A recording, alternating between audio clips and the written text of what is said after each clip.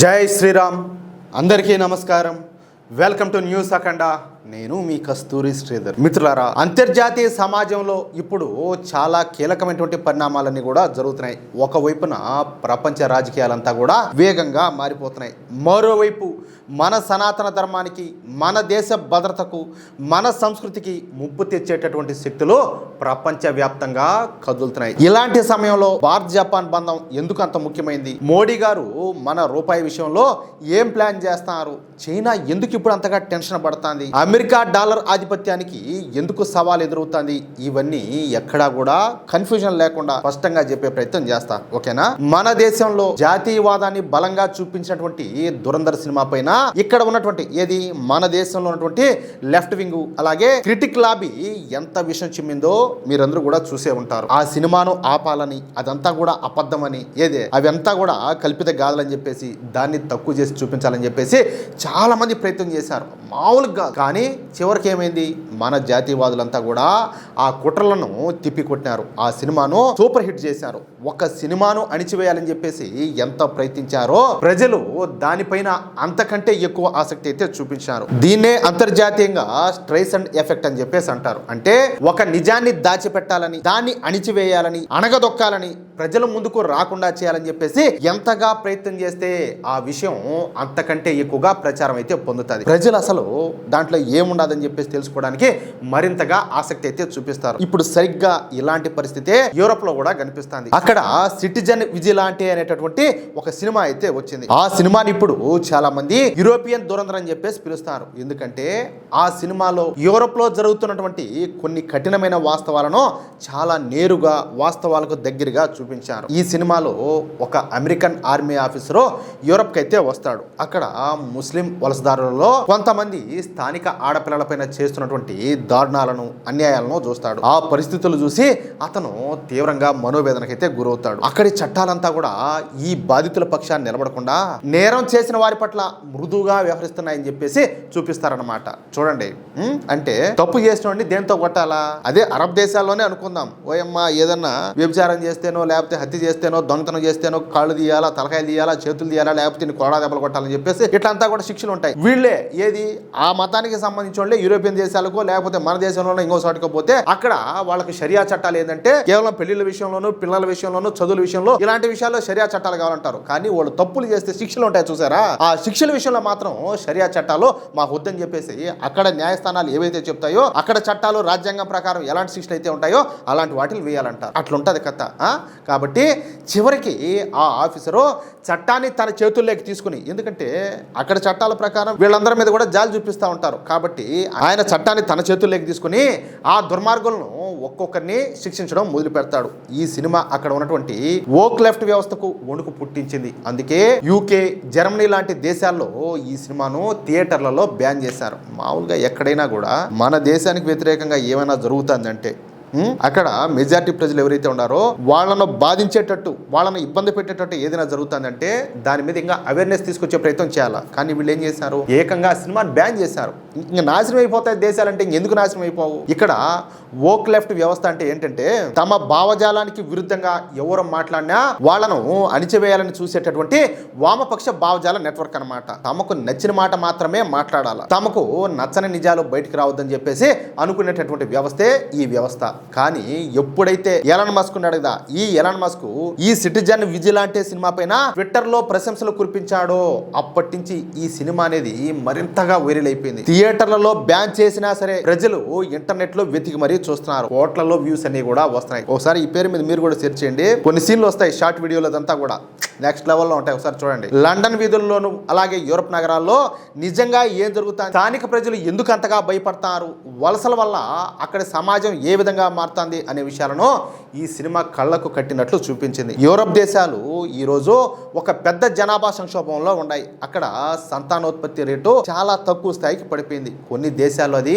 చెప్పాలంటే 1.1 వరకు తగ్గిపోయిందని చెప్పేసి చెప్తారు. అంటే భార్యాభర్తలు ఇద్దరున్నా సరే, అదేదో చెప్తా ఉంటారు కదా, ఒకరు పాప కావాలని ఒకరు బాబు కావాలి, కావాలని. ఆ మాదిరిగా కనీసం ఇద్దరు పిల్లలు కూడా పుట్టడం లే. ఒక దేశం భవిష్యత్తులో నిలబడాలంటే యువత అనేది కంపల్సరీ, అంతేనా కదా? యువత లేకపోతే ఇంకా దేశ భవిష్యత్తు ఏంటది? ఇంకా ముసలితో సాగిస్తారు. ఇంకా ముసలి మహా అంటే ఎన్ని రోజులు ఉంటారు? 10 ఏళ్ళు ఉంటారు, 20 ఏళ్ళు ఉంటారు, 30 ఏళ్ళు ఉంటారు, 40 ఏళ్ళు ఉంటారు. వాళ్ళకు ఎందుకంటే బాగా తిని ఆరోగ్యంగా ఉండేవాళ్ళైనా కూడా ఒక వయసు వచ్చేటప్పటికి వాళ్ళైతే ఖచ్చితంగా దేవుళ్ళు ఐక్యమైపోవాల్సిందే, దాంట్లో వేరే మాట అయితే లేదు. కాబట్టి ఇప్పుడు వాళ్ళు కోరుకుంటారు మా బిడ్డలకు పెళ్లిళ్ళు కావాలా, వాళ్ళ బిడ్డలు పుట్టి వాళ్ళతో మేము ఆడుకోవాలా, చేయాలని చెప్పేసి ఈ పెద్దవాళ్ళు కూడా ఆశ అంతా ఉంటుంది. కాబట్టి ప్రతి దేశానికి యువత అనేది చాలా అవసరం. ఎందుకంటే ఆ దేశ భవిష్యత్తు బాగుండాలంటే యువత అనేది కంపల్సరీగా ఉండాలి, పనిచేసే జనాభా ఉండాలా. కానీ యూరోప్ లో ఆ జనాభా అనేది తగ్గిపోతుంది. ఇంకేం చేస్తారు? ఎంత డబ్బులు ఉంటే మాత్రం ఏ లాభం? ఏడాది పెట్టుకోవాలి దాన్ని. దీంతో పని చేసేటటువంటి యువత కొరత అయితే పెరిగింది. ఆ లోటును భర్తీ చేయడానికి యూరోప్ దేశాలన్నీ కూడా మిడిల్ ఈస్ట్ అలాగే ఆఫ్రికా దేశాల నుంచి ఈ వలసదారులను పెద్ద ఎత్తున ఆహ్వానించాయి. కానీ ఇప్పుడు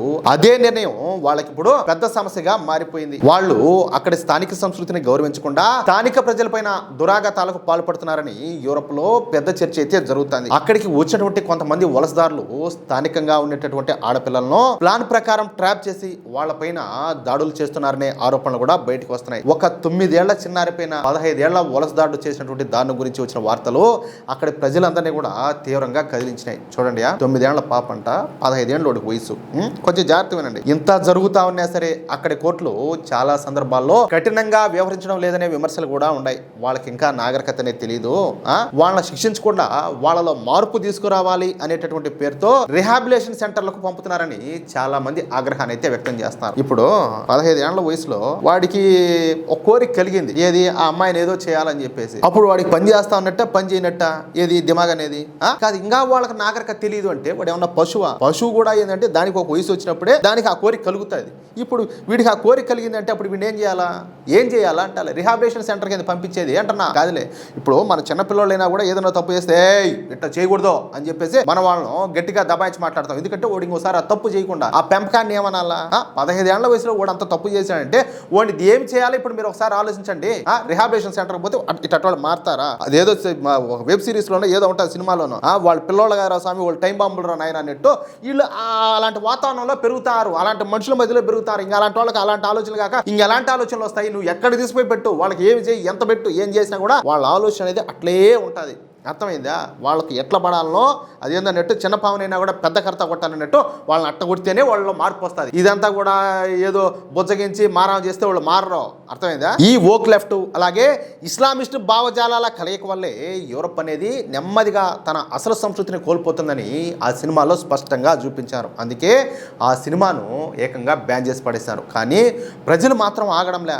పైరసీ ద్వారా అయినా సరే ఆ సినిమానంతా కూడా చూస్తున్నారు. ఎందుకంటే ప్రజలంతా ఏంటంటే దాచిపెట్టిన నిజాలనే ఎక్కువగా తెలుసుకోవాలని చెప్పేసి అనుకుంటారు. కాబట్టి ఇప్పుడు మన ఆసియా ఖండం విషయానికి వస్తే మన దేశానికి అత్యంత నమ్మకమైనటువంటి మిత్ర దేశం జపాన్. కొద్ది రోజుల క్రితం జపాన్ ప్రధాని మన భారత పర్యటనకు వచ్చారు. ఆ సమయంలో మన ప్రధాని నరేంద్ర మోడీ గారు ఆమెను చోటీ బెహన్ అంటే నా చిన్న చెల్లెలు అని చెప్పేసి ఎంతో ఆప్యాయంగా పిలిచారు. ఆ ఒక్క మాటతోనే భారత్ జపాన్ మధ్య ఉన్నటువంటి ఆత్మీయ బంధం ఎంత గొప్పదో ప్రపంచానికి తెలిసిపోయింది. ఇది కేవలం దౌత్య సంబంధం మాత్రమే కాదు, ఇది మన భారతీయ సంస్కృతిలో ఉన్నటువంటి ఒక కుటుంబ భావనను చూపించేటటువంటి మాట. చూడండి, వాళ్లకు మనకు ఎంత తేడా ఉండదు. భారత్కు జపాన్తో ఉన్నటువంటి బంధం సాధారణమైనది అయితే కాదు. మనకు అత్యంత మిత్రుడైనటువంటి దివంగత షింజో అబే గారు మన దేశాన్ని ఎంతగానో గౌరవించారు. ఆయన ఆలోచనలకు దగ్గరగా ఉన్నటువంటి జపాన్ ప్రస్తుత నాయకత్వం కూడా మన భారతదేశంతో సంబంధాలను మరింతగా బలోపేతం చేసుకోవాలని చెప్పి చూస్తుంది. షింజో అబే గారు ఉన్నప్పుడు ఇండో పసిఫిక్ అనేటటువంటి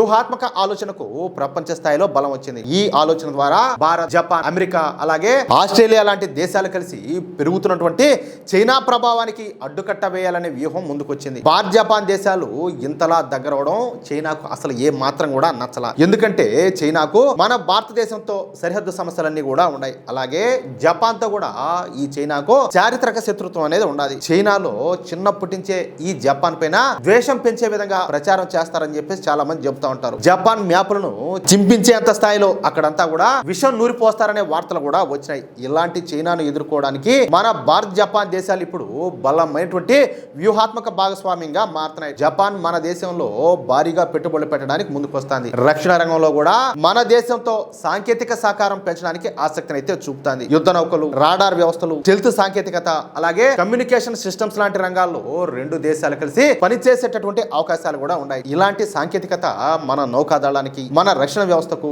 చాలా అంటే చాలా కీలకం. భవిష్యత్తులో చైనా రాడార్లకు సులభంగా చిక్కకుండా సముద్ర భద్రతలో భారత్ మరింత బలంగా నిలబడడానికి జపాన్ సాంకేతిక సహకారం ఎంతగానో ఉపయోగపడుతుంది. ఇంతకాలం కూడా అంతర్జాతీయ వ్యాపారంలో అమెరికా డాలర్ ఆధిపత్యం అయితే కొనసాగుతుంది. ఏ దేశమైనా సరే ఏ దేశంతో వ్యాపారం చేసినా చివరికి డాలర్ అవసరం అయితే అవుతుంది. దీనివల్ల అమెరికా ప్రపంచ ఆర్థిక వ్యవస్థ పైన పరోక్షంగా భారీ నియంత్రణ అయితే కలిగి ఉండాలి. ఎవరు అమెరికా మాట వినకపోయినా వాళ్ళపైన ఆంక్షలు విధించడం, ఈ డాలర్ లావాదేవీలను అడ్డుకోవడం, బ్యాంకింగ్ వ్యవస్థను ఒత్తిడిలోకి నెట్టడం వంటి ఈ మార్గాల్లో అమెరికా తన ప్రభావాన్ని అయితే చూపిస్తుంది. అంతేకాకుండా మన రూపాయి విలువ కూడా డాలర్ తో పోలిస్తే ఈ మధ్య కాలంలో బలహీన పడిపోయింది. మనం విదేశాల నుంచి వస్తువులు కొనాలంటే ఎక్కువగా ఈ డాలర్లంతా కూడా అవసరం అవుతాయి. దాని ప్రభావం మన దిగుమతుల ఖర్చు పైన, మన విదేశీ మారక ద్రవ్య నిల్వల పైన పడుతుంది. ఉదాహరణకు మనం జపాన్ నుంచి ఏదైనా కొనాలంటే ముందుగా మన రూపాయలను డాలర్లుగా మార్చాలా, ఆ తర్వాత జపాన్ వాళ్ళు ఆ డాలర్లను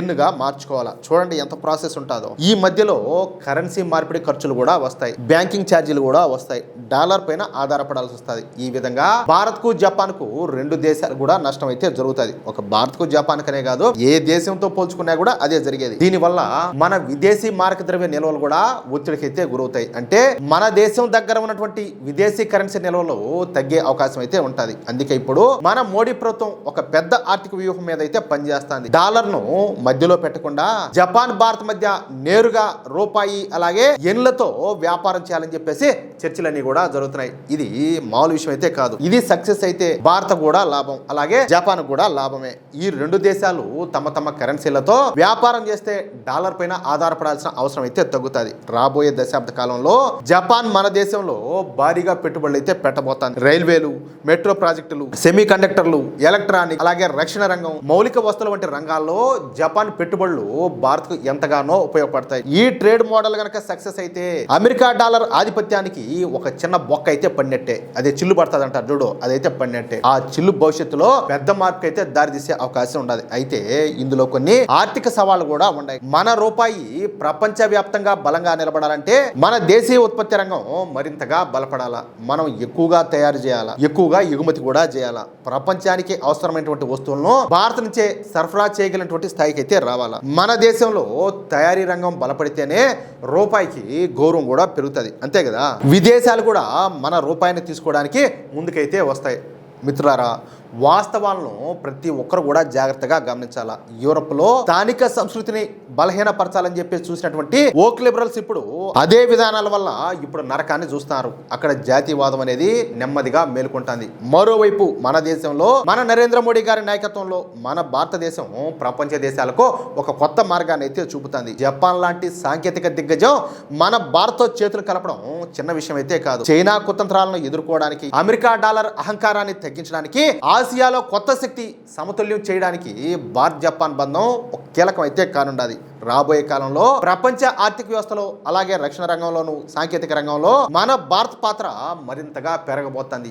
రూపాయి ఎన్ల వ్యాపారం సక్సెస్ అయితే అది కేవలం భారత్ జపాన్ కథ మాత్రమే కాదు, ప్రపంచ ఆర్థిక వ్యవస్థలో ఒక కొత్త అధ్యాయం అయితే అవుతుంది. ఇలాంటి అంతర్జాతీయ విశ్లేషణలు, దేశానికి సంబంధించిన వాస్తవాలు మీకు నచ్చితే వెంటనే ఈ వీడియో లైక్ చేసి మన న్యూస్ అఖండ ఛానల్ ను సబ్స్క్రైబ్ చేసుకోండి. అలాగే ఈ న్యూస్ పైన మీ అమూల్యమైనటువంటి అభిప్రాయాన్ని ప్రతి ఒక్కరు కూడా కామెంట్ రూపంలో తెలియజేసి ఈ సమాచారాన్ని మీ తోటి జాతీయవాదులందరికీ కూడా షేర్ చేయండి. జై శ్రీరామ్, జై హింద్, భారత్ మాతాకి జై.